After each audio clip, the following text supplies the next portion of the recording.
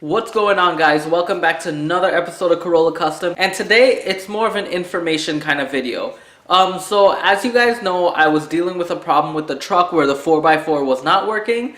I was getting a code C0379, which was the front axle actuator, that was giving me a problem. So originally I thought that the actuator went bad. I ended up testing out everything to see if it works. When I put power to the actuator, it did work. So then it made me think about maybe the encoder motor, because that's the next thing to follow.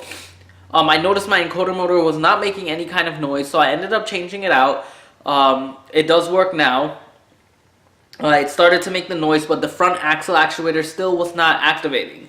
So I continued looking around. I watched the ground wires that a lot of people say it was, and in one of my videos that I made, I cleaned that again. It still wasn't working, and eventually, after having some help from my dad, he ended up telling me to try to cut the ground wires and re-crimp them again onto a new connector and put them back in place.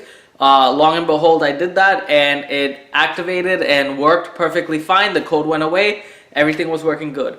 So I got tired of having to always clean that spot under the driver's door, which I will show you guys everything that we've done in a footage.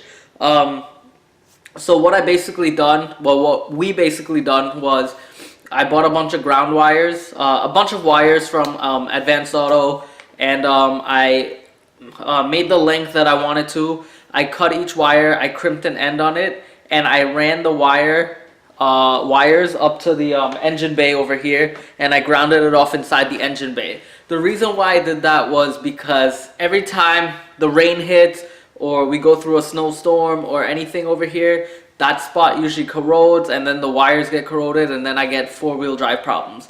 So now that I rewired it, we heat shrunk it, electrical taped it, and put it in a wiring loom, we brought it up to the engine bay. We shouldn't have any more of those issues happening at all. That was one of the fixes that I've done.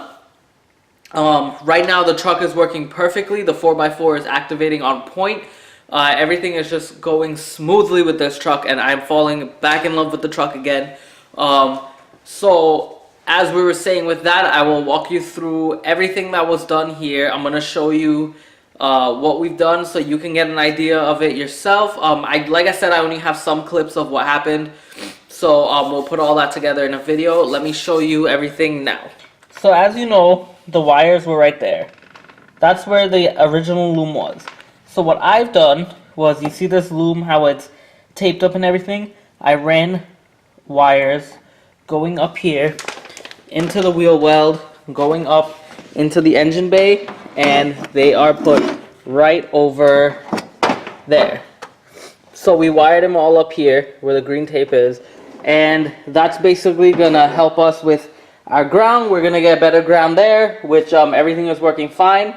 And yeah, now we don't have any issues anymore. So yeah, guys, so now that we don't have any issues anymore, the four-wheel drive is working smooth like butter.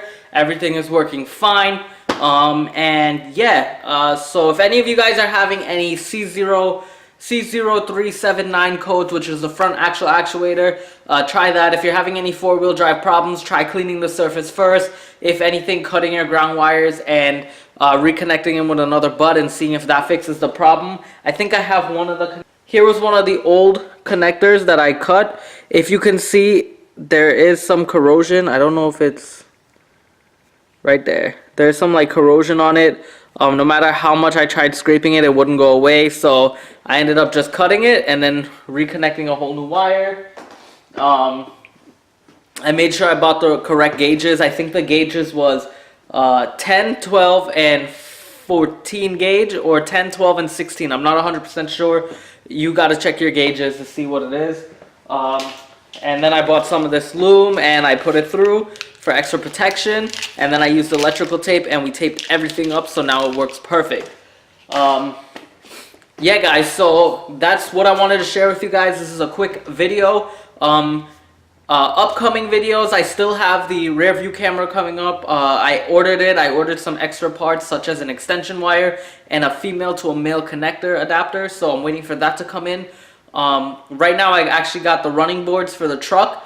That's for the rest of my family members. and partially me because we're short people, so to get up in the truck, I actually make do getting up in the truck, but it's easier to just hop on the little steps and go up my way. So I'm not actually the tallest person in the world, but whatever. So I got those inside. I'm actually going to try to install them on right now. That's going to be a separate episode. The camera one will be coming up soon. That'll look perfect, and then the truck will be awesome and ready to go. I also did not forget that we do have to do the oil pressure switch in here. I will be doing that after I finish the camera and the running boards. So that will be the third episode that you guys are looking forward to. I know some people have asked me, and I will promise to do it. What I'm going to do is not... I've seen videos of people doing it, and I'm not going to do it like how they do, where they snake their hand through the back and do it. No. I'm going to remove the intake manifold and give you a closer view of how to do it like that way, so you know where it is, your locations and whatever. Plus I actually want to change the gasket on the intake manifold anyway.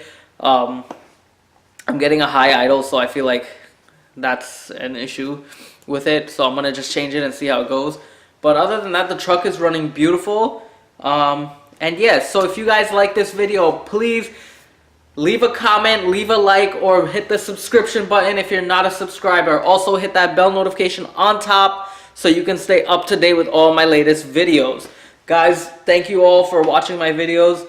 Thank you for supporting me. It's awesome. Right now we're at 473 subscribers, which is awesome. Please help me get up to 500, and then from 500 help me get up to that 1,000 mark so we can start monetizing this channel. We can start getting awesome stuff for this for these cars. We can start making modifications. I did make a promise to you guys. Once I hit 1,000 subscribers, I will invest in a supercharger for this truck, so we will do that video coming up. So guys, let's get to that 1,000. Let's get that supercharger in here, and we will get ready to roll. Always remember, live life off-road. Team Avalanche. Woo! Peace, guys. Remember, subscribe. Always subscribe.